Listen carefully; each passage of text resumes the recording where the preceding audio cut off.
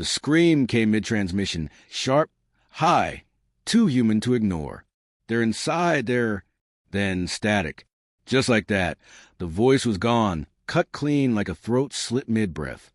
Seconds later, the feed collapsed into a rhythmic hiss, followed by a low, chittering hum that didn't belong to any encryption Earth had ever designed. 97 ships in orbit across various sectors received the signal. None of them answered. Not the hegemony patrols, not the merchant guilds, not the regional emergency beacons. Too remote, too expensive, too human. But beneath the South Pacific, in a salt-hardened bunker bored into ancient volcanic stone, the signal hit something older than protocol, a dormant defense AI, blacklisted after Earth signed the Hegemony Accord 2 centuries ago. Emberwake Protocol, triggered. In orbit, the Terran Orbital Citadel iron halo lit up like a wounded beast. Captain Rhea Morgan stood over the flickering holomap as the Argo 7 distress file played for the third time. Her face remained still, but her jaw worked slightly as she watched the signal cut off again, just before the scream peaked. She said nothing. Her command deck officers watched her carefully. Some had served under her during the Lysar conflict. Others had only heard stories. The fleet officer who never blinked at escalation, the one who treated war like surgery. Precise, clean, fast. She leaned forward, hands flat on the table. Full deployment authorization, she said. Her voice was low, calm, final. A lieutenant blinked. Full? Captain, the hegemony has jurisdiction. They had jurisdiction. They didn't answer. She turned to the console. Begin tactical warm-up. No political channels. No media pings. We go silent. We go fast. What's our objective? Asked Commander I from across the table, arms folded. Rhea's eyes didn't leave the display. Rescue who we can. Eliminate the threat. Leave a message. Ives didn't ask what kind. 12 hours later, the Terran Expeditionary Fleet formed in low orbit. 15 ships, all black-hulled, pull silent. Hulls patterned in fractal camouflage that bent light just enough to slide past standard scans. No banners. No insignias. Just matte steel and the promise of retaliation. Rhea watched from a command deck of the TSV Stormhawk, her flagship, through the armored viewport. She saw the blue curve of Earth hanging silently beneath them. It looked peaceful. It wasn't. Earth had prepared in silence. It hadn't protested when hegemony fleets sidelined it, when humans were dismissed as fractured, emotional, unreliable. But Earth remembered everything. Jump trajectory plotted, said Flight Officer Run. ETA to Argo 7 system, 47 minutes post-fold. Cloak engaged. Rhea asked, on. No trails. She nodded once. Execute. Space folded. The Stormhawk vanished into black. Argo 7 was not a remarkable colony. A mid-range mining hub, third-generation settlers, minimal defenses. The last census reported 4,921 humans and 12 terraforming engineers. No military presence. No orbital weapons. The planet now glowed from orbit in patches of deep red and black. Organic structures had bloomed across its surface like malignant tumors, glistening towers of bone and metal, fed by pulsing tendrils rooted into the crust. On the bridge, Terran officers analyzed the data with grim efficiency. The Zarkali, said Ives, tapping the display. It's them. No known negotiations. No diplomacy. Just assimilation. Confirmed, said Intelligence Lead Krov. Their biotech is harvesting energy from the population centers. The colony core has been turned into a biomass collector. Rhea didn't respond immediately. She stared at the holographic overlay of the colony. Casualty estimates? High, 90% plus. She inhaled, slow. Survivors? Possible bunker network beneath Sector 7. Signals weak but spiking. Prep the drop team. I want boots in that bunker within the hour. The fleet remained cloaked in high orbit, invisible to the Zarkali's primitive bioscan tech. Terran stealth systems operated on principles the galaxy didn't fully understand. Noise suppression fields, kinetic nullifiers, and full-spectrum camouflage that turned their presence into background radiation. Rhea stood alone in her quarters, staring at the only photo she still carried. A younger her, hair longer, arm wrapped around a girl with the same eyes. That photo had been taken on EO Station, 2 weeks before a border skirmish turned into a massacre. The hegemony called it an accident. Rhea never forgot. The drop pods launched in silence. For them, riding compressed grav wells until they punched through Argo 7's upper atmosphere. No flame, no sonic boom, just a brief shimmer and then nothing. Like Earth's fury slipping through the dark. Inside one pod, Lieutenant Arcus adjusted his neural HUD and spoke to his squad. We do this quiet. We're in and out. Command wants eyes on the bunker. Weapons free on confirmation. The squad nodded. 5 minutes later, they touched down half a click from the suspected bunker site. The land was scorched and soft, like walking on the skin of something alive. Acidic fog clung low to the ground, and in the distance, something massive moved between the Zarkali structures, exhaling a deep, hollow roar.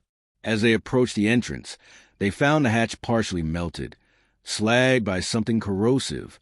One Marine used a thermal blade to pry it open. They stepped inside. 37 humans sat in darkness, huddled and shaking. Filtration masks barely worked. Rations had run out. In the corner, a child sat holding a broken transmitter in both hands. Her eyes flicked upward as the Marines entered. "You're from Earth," she said. "Yes," Arcus replied. "You came." He crouched beside her. Every time, even if it takes too long. She tried to smile but couldn't. Her eyes were too dry. On board the Stormhawk, Rhea watched the live feed from the drop team. The survivors were real. The child's voice cut through the feed like a thread of light through a storm. The Zarkali had made a mistake. Rhea's voice echoed across the bridge. "We begin strike prep. Priority 1, survivor extraction. Priority 2, full decimation of enemy forces. I want this infestation erased." She looked to Ives. No recordings. No messages. He frowned. "None." She stepped forward, fingers tight against the rail. "We don't need to say anything yet." She watched the planet spin below, her face hard. "We'll let the wreckage speak first." The stars outside the Stormhawk's command viewport shimmered unnaturally, their light bent and scattered by the ship's folded trajectory. Within the artificial silence of the bridge, the hum of synchronized systems was the only sound, a quiet choir of precision and control. Captain Rhea Morgan leaned over the tactical display, her eyes following the ship's projected arc through null space. The Terran Expeditionary Fleet moved in perfect formation, riding just beneath the perception threshold of most galactic scans. Cloaked, cold, unseen, Commander Ives stood beside her, arms crossed. "We're flying under every hegemony net. No pings, no shadow tags. They still don't know we're gone." "They won't," Rhea replied, her tone unreadable. "They stopped watching us a long time ago." Behind them, down 3 levels, the Fleet Archive AI ran a constant predictive thread to the Zarkali threat pattern. Dozens of species had fallen to Hive's relentless expansion, organic, predatory, harvest-driven. What made them dangerous wasn't technology. It was belief. The Zarkali didn't conquer for empire. They consumed to evolve. In the strategy ward, Fleet Intelligence Chief Craw briefed the officers with a stark schematic of the Argo 7 engagement zone. Their biomass constructs have turned the colony's entire power grid into an organic loop. They're feeding on geothermal heat and atmospheric density. Breeding structures have formed. 24, maybe more. Lieutenant Wren adjusted the scan overlay. They're preparing to stay. "Exactly," Krav said. "This isn't a raid. It's colonization." Captain Rhea entered mid-sentence. "Then we burn the roots before they dig deeper." She tapped the schematic. "Show me the main cerebral tower." A tall, needle-like shape appeared, pulsing with energy, central to the Hive network. Krav said, "Most likely the command vector." Rhea's eyes narrowed. "Then that's where we cut." While the fleet moved silently through orbit, The drop team below continued their slow crawl through Argo 7's corpse. Lieutenant Arcas and his squad had mapped 3 escape routes, tagged extraction zones, and confirmed bunker evac readiness. In the distance, across a ridge warped by alien growth, a Zarkali war beast moved, 8-legged, armored, eyes blinking in rows. It sniffed the wind, then continued its slow patrol. In the bunker, the survivors were silent. Fatigue had hollowed them out. The girl from earlier, Elia, clutched her broken transmitter like a relic. "You tried calling for help," Arcas said to her during a systems check. "I didn't think it'd work," she whispered. "It worked. Just took a long road." Back aboard the Stormhawk, Rhea stood alone in her quarters. The room was sparse, no decorations, no soft light. Just steel, sealed drawers and a single photo tucked into the edge of a console. She touched the edge of the image. A smiling girl, maybe 16, freckles across her nose. Rhea stared at it a long moment, until the door chimed. "Enter." Commander Ives stepped inside, holding a data slate. Fleets in position. Stealth perimeter holding. Strike pods are prepped. Rhea nodded but didn't move from the window. Ives hesitated. Why now, after all these years of silence? Rhea turned, because no one else responded. Again. She placed the photo back in the drawer. And because I remember, years ago, the Lysar massacre had ended with 11,000 civilian dead, and no single species taking responsibility. Hegemony courts blamed extremists. Earth filed reports. They were buried, redacted, forgotten, but not by Rhea. She returned to bridge as Fleet Command synced for tactical operations. "All ships, full combat readiness," she said. "No preambles. We strike hard and clean. Do not engage in dialogue unless instructed. This is not diplomacy. This is message delivery." "Understood." I've said, relaying the order. Rhea opened the intercom. Her voice echoed across ship corridors, through cockpits and prep rooms, down to the strike pods lined with armored soldiers. "You were trained for this. Not for conquest, but consequence." Earth was silent, and they mistook that for weakness. "You're not here to explain. You're here to remind." A silent readiness followed. On the edge of Argo 7's upper atmosphere, 12 strike pods disengaged. Each one dropped like a meteor, but with no flare, no trail. Their outer hulls refracted heat and sound, riding invisible descent vectors toward pre-mapped weak points in the Zarkali network. Inside Pod 3, Captain Selen checked her sidearm, a pulse driver loaded with neural disruptor rounds. "Confirming target zone," the pilot said. "Cerebral tower breach vector. We hit, we climb, we cut." Selen nodded. "Make it surgical."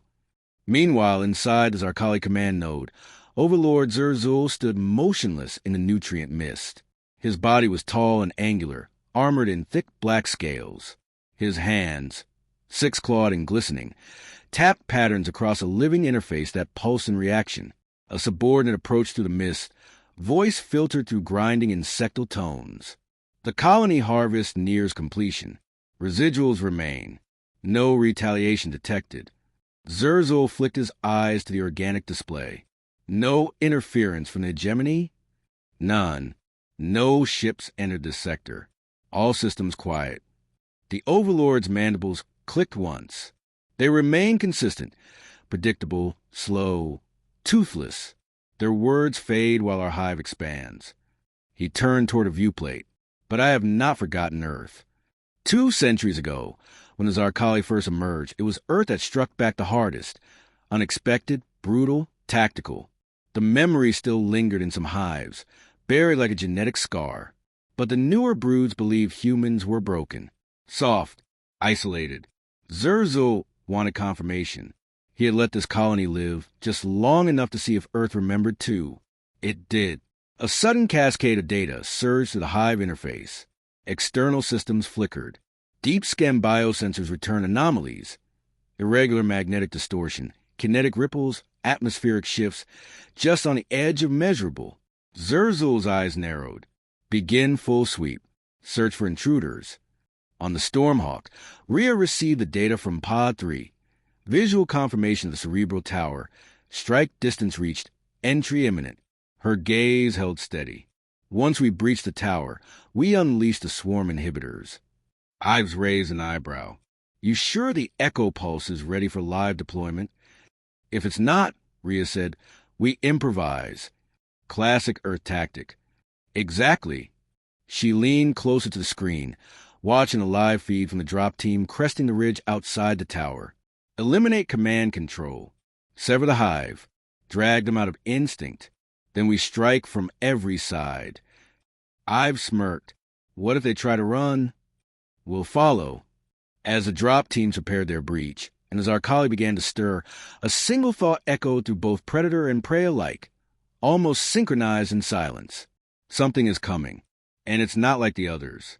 Lieutenant Arcus exhaled slowly as the drop pods hatch hissed open, letting in the scorched breath of Argo 7. His visor adjusted instantly, filtering out the fine haze of carbon and ash in the air.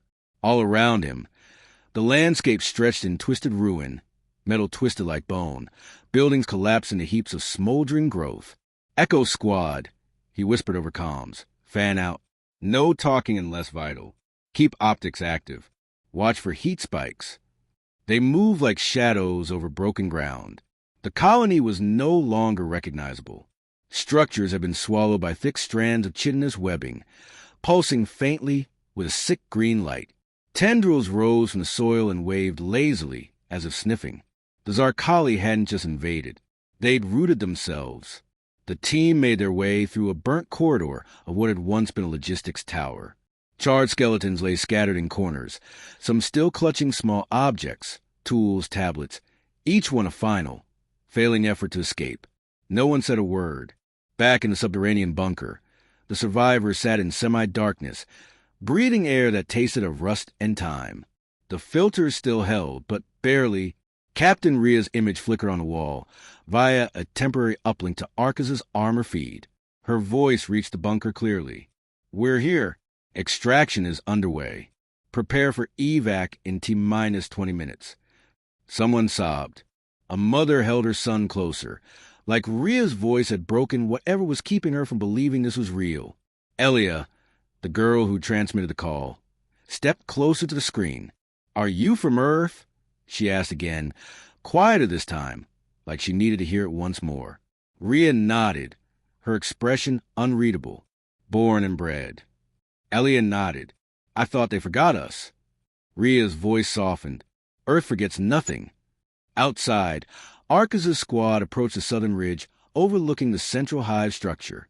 The so-called cerebral tower stood at least 80 meters tall, swaying slightly despite its bulk. Veins of energy pulsed upward through its skin like electricity in a spine.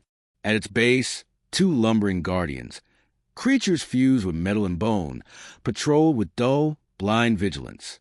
Confirmed target, Arcus set into his feed, prepping breach vector. From orbit, the Stormhawk locked onto the coordinates. Strike window opens in 3 minutes. Ives confirmed. Fleet standing by. Inside the cerebral tower, Overlord Zerzul bent over a communication node made entirely of living nerves and humming fluids. The interference was getting worse. No matter how many drones they dispatched, they couldn't identify the disturbance. His limbs twitched in irritation. Not hegemony. Not local. Something older. He closed his inner eyelids, accessing his own memory gene bank. Earth's pattern matched fragments of a conflict the Hive barely remembered. Strange metal ships. Tactics that broke instinct. Minds not governed by logic or mass, but something else. Will. They adapt, even in silence. He issued new command through the Hive. Alert all towers. Prepare for swarm-level escalation. Too late. Rhea gave the order. All pods. Strike now. In one motion, 8 stealth teams launched full assault vectors. From above, Terran orbitals unleashed precise kinetic spears, massive projectiles traveling faster than sound, aimed with sub-millimeter accuracy. They didn't explode. They imploded. The impact folded matter inward, collapsing structures without fire, without debris, just absence. The effect was terrifying. The Zarkali swarm reared as parts of their hive simply vanished. No flare, no warning, just sudden void. On the ground, Arcus' squad took advantage of the confusion. EMP grenades rolled into the open, bursting in high-frequency pulses that shattered the hive's short-range communication field. The twin Guardians howled once, then dropped as their neural loops unraveled. Tower breach achieved, Arcus reported. Beginning data extraction. Inside the tower, the air was thick with heat and movement. Organic cables lined the walls, twitching underfoot like veins. The squad moved through, weapons raised, scanning, logging, tagging every node they passed. Private Mora paused by a pod partially embedded in the wall. Inside was a human face, eyes open, body rigid, caught mid-scream. Arcus placed a hand on her shoulder. Keep moving. They reached the core. At the heart of the tower, a pulsating brain-like mass churned inside a column of fluid. It was alive, conscious, and connected to the entire hive network. Tech Sergeant Lyra deployed a small device, cylindrical, blinking softly. She placed it at the base of the core. Echo pulsated. Countdown. Arcus asked. 30 seconds. Move. From the Stormhawk, Rhea watched the operation unfold in real time. Signal integrity confirmed. Krav said, eyes locked on his data streams. Echo pulse will trigger neural dissonance across all Zarkali within 2 kilometers. Start the countdown. Already ticking. In the hive tower, the core flickered. A high-pitched tone resonated through its mass, then fractured into chaos. Neural feedback surged down every conduit. Creatures outside stopped mid-movement, heads twitching, limbs spasming as commands shattered inside their minds. Rhea stood. Now. She sent the order. The Terran fleet fired in perfect synchronicity.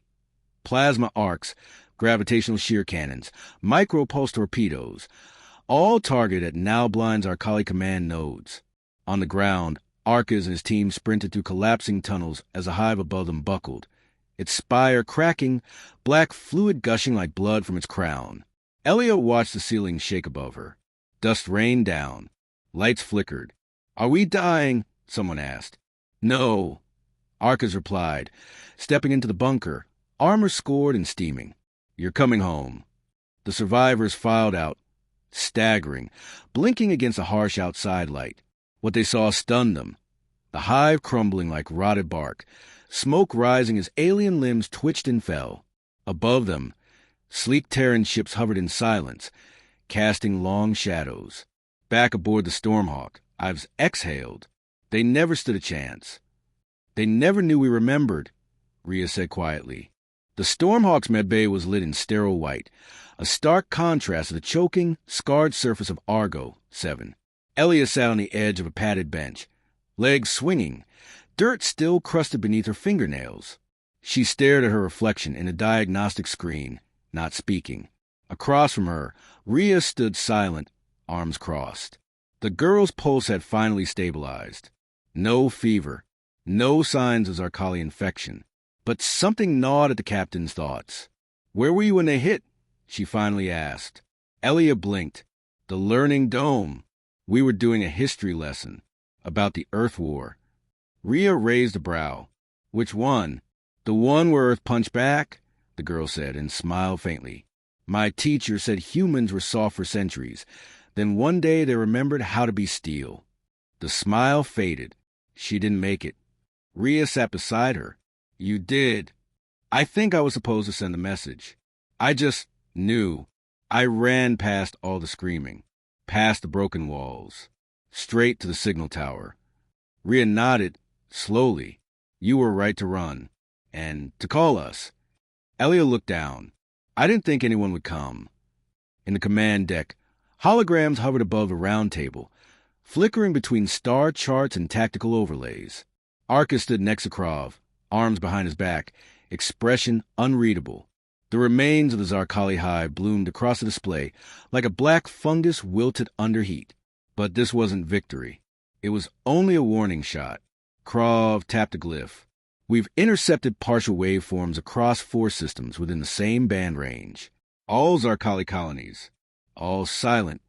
You think we triggered a failsafe? Rhea asked as she stepped in. Krav nodded grimly. More likely we woke something. Something deeper in their hive net. We've never seen this kind of coordinated silence.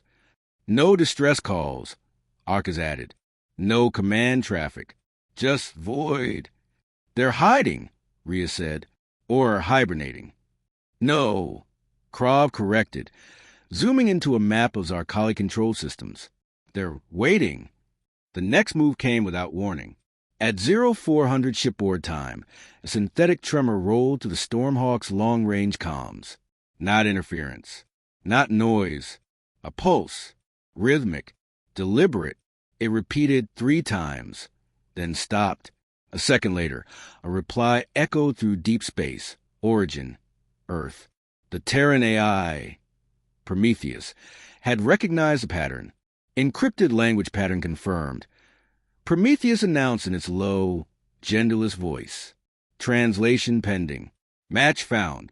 Zarkali dialect. Origin pre-contact era. Message. Cease expansion. Return to cradle. Final warning. Krav's brow furrowed. They're negotiating? No, Rhea said flatly. They're bluffing. But why now? Arcus asked. To buy time. They saw the pulse. Saw what we did to Hive. They weren't ready. Krav frowned. So they threaten? Stall. Rearm. Prometheus chimed in again. Additional note. Message included a visual stream. Image rendering now. A projection flared to life above them. An Earth city. Tokyo, maybe fully intact, untouched, but wrong. The skyline flickered. Shadows stretched at unnatural angles. And in the sky above it, a Zarkali dreadform hovered silently, its body covered in a sheen of twitching chitin. Then the image distorted. The city inverted into negative space. It wasn't Earth. It was a simulation. They're showing us what they want to do, Rhea said. Psychological warfare. Or a premonition, Krav murmured. Either way, it's provocation. Rhea turned to the table. I want preemptive countermeasures across all Terran border colonies. Mobilize the fleet's outer wings. Engage Ghost Protocol. Ghost Protocol? Arcus asked. She nodded. No broadcasts. No comms. No signatures. If they're watching, they'll see nothing. As orders spread, the Stormhawk's hangar buzzed with motion. Dropships refueled. Orbital fighters rearmed. Soldiers moved with mechanical discipline, but tension pressed behind their eyes. Near Bay 12, Mora checked her rifle twice, then once more, fingers twitching. You ever feel it? She asked Lyra, who stood nearby scanning a crate. Lyra didn't look up. Feel what? The pause, like before something massive breaks. Lyra finally glanced her way. Always. She sealed the crate, then leaned in. Difference is, we're the ones with hammers this time. In orbit above Argo 7, the second Terran carrier Judicator arrived. Sleek, matte black, with minimal visible armament. Its threat wasn't in size, but function. Long-range assault AI coordination. From her bridge, High Marshal Dre observed the tactical feed. She had once retired. A cabin. Trees. Silence. Then she'd heard the distress call. Now she was back. A comm channel opened. Rhea's face flickered in. They're trying diplomacy. Dre chuckled without humor. So did we. Once. What's your move? Dre's gaze sharpened. We burned their cradle. Rhea said nothing. Then nodded. Coordinates locked? Already fed to the wormhole drive. Deep hive worlds. No civilians. All confirmed. Authorization? Dre leaned forward. On my mark. And Rhea? Yes. If we fail, don't send another fleet. Send Earth. Back on the ground, Elias stood beside Arcus near the edge of a temporary encampment. The land behind them still smoked. Ahead, clear blue skies shimmered over Argo's untouched horizon. Will you stay? She asked. Arcus shook his head. I'd go where the fire is. Do you think they'll come back? He glanced upward. They never left. A low rumble echoed from the sky. The Stormhawk drifted over them, engines quiet, ready to ascend. Elliot turned to him. Can I train? Be part of Earth's force. You already are, Arcus said. You signaled us. That's how it starts. In the dark void beyond the edges of Terran influence, 5 hive worlds pulse with strange new light. Beneath their crusts, Zarkali overmind stirred, sensing shifts in time, in thought, in will. They did not speak as humans did, but they remembered the taste of old blood, and Earth was waking up. The wormhole opened like a wound in space, silent, expanding, pulsing with unnatural rhythm. From it, Earth's retaliatory force emerged in tight formation. 6 warships in the vanguard. 40 more stagger behind. Not a parade. Not intimidation. A hammer drawn mid-swing. Captain Rhea Morgan stood at the Stormhawk's forward deck, visor down, heart cold. "Weapons calibrated?" she asked. "Aye, Captain." "All silos green. Nuclear payloads. Planet busters on standby," Krav responded, eyes flicking through readouts. "Ghost protocol still active?" "No transmissions. We're silent as death." Rhea looked out at the looming shape ahead. The Zarkali hive world designated Shrine 1. No atmosphere. No orbiting satellites. Just obsidian black terrain that shimmered with bioluminescent veins, pulsing in strange syncopation. "Why does it look like it's breathing?" Mora muttered on the tactical channel. "It probably is," Krav replied. "High planets aren't built. They're grown." Rhea raised a hand. "Bring us into low orbit. Begin scan pass. Full spectrum. I want to see its heartbeat." On the planet's surface, buried beneath hundreds of kilometers of living stone, the overmind stirred. Unlike its spawn, feral, instinctive, expendable, this one watched. It felt the Terran ships arrive. Not with fear, but curiosity. It remembered Earth from the old war, and it knew what was coming. It reached through the hive net, across the stars, into dormant minds. 6 other overminds awoke in sequence. Coordinated thought sparked like neural fire. Then it whispered a signal into the dark. A response. Not surrender. Not warning. Challenge. Back aboard Stormhawk. The lights dimmed for a fraction of a second, just long enough for Krav to frown. "That wasn't us," he said. "EMP?" Arcas asked. Krav shook his head. "No spike. No damage. But something just looked at us." "Define looked," Rhea said. "Like it pinged our quantum relays without activating them. Like it touched our thoughts." That was when Prometheus chimed in. External cognitive intrusion detected. Neural pattern traces matched dormant Zarkali over mind classes. Probability of psychic breach, 78%. Rhea stiffened. "Are we compromised?" "No," Prometheus replied. "But we are known." A new symbol lit the central display. A language not written, shaped. Zarkali sigil. One word. "Come." The briefing room was tense. "We strike now," High Marshal Dre stated. "Hive world or not, it's a strategic node. Burn it down and send a message they'll never forget." Rhea kept her expression neutral. "And if it's bait?" Dre shrugged. "We're the bigger predator. Let them dangle it." Krav stepped forward. "There's something else. That planet, it's feeding power from a subspace lattice. If we detonate planet busters, we risk triggering a cascade event." "What kind of cascade?" Rhea asked. "Spatial rupture. A tear in our quadrant." Dre waved it off. "Speculation." "Based on calculations," Krav said calmly. Rhea turned to Dre. "With respect, Marshal, we can't just glass this thing without knowing what we're unsealing." Dre's jaw clenched. "You want to wait?" "No. I want to go in. Ground assault. Precision strike. Hit the mind, not the body." Dre gave her a long stare, then nodded once. "Fine. You got 2 hours. After that, scorched earth." The drop was violent. Zarkali defense. Spores screamed as they entered orbit. Acid clouds clawed at the hull. The air, if it could be called that, buzzed with biological interference. Rhea's strike team hit the ground hard, deploying in tight formation. Mora, Arcas, Lyra, and 6 others fanned out across the perimeter. The terrain was alive, pulsing. They moved through narrow biotunnels, the walls slick with mucus-like residue. Faint lights blinked from embedded organic nodes, watching. They knew we'd come, Morris said. Let's make them regret it, Rhea replied. They reached the descent shaft. Straight down into the core. They descended for over 20 minutes. Silence thickened. The hum of machinery gave way to something more primal, breathing. The overmind wasn't a thing. It was presence. And when they reached its chamber, it revealed itself, not with movement, but with voice. You returned. It didn't speak aloud. It didn't need to.